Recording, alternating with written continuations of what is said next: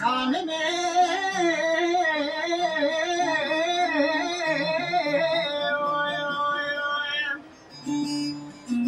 خانم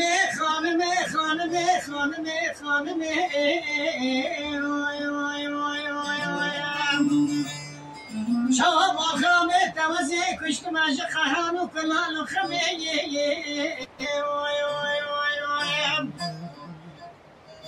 از همه لال باب تشی حضرت بخازم سبب چندشی وزنادمی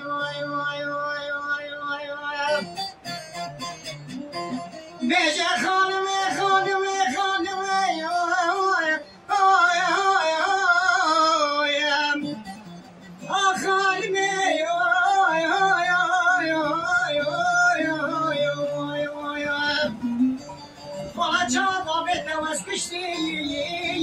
از یکیشی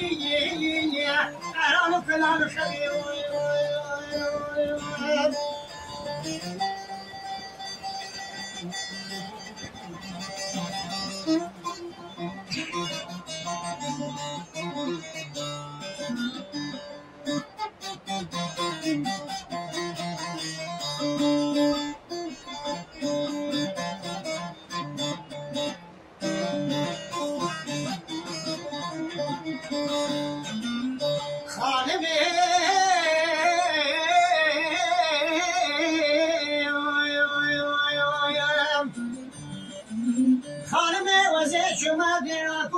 سيمين قدي وفلالا يا هو يا هو يا هو يا هو يا هو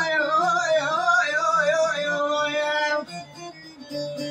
بيجي وزي شو مدير كوشان سيمين قدي وفلالا دا هو يا هو يا هو يا هو يا هو يا هو يا هو والله بدي بخداي كيش دري مالا در كبي بشم بلد كوفي خارا بس بديلا بتشاورا شيخ زيب شورا ایشان کاره بابه راست اینه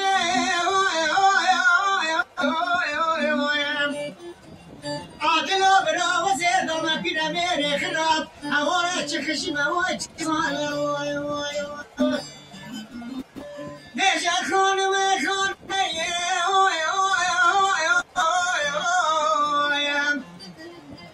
والا بابا من پشتی سمر چی بیه بلال خمی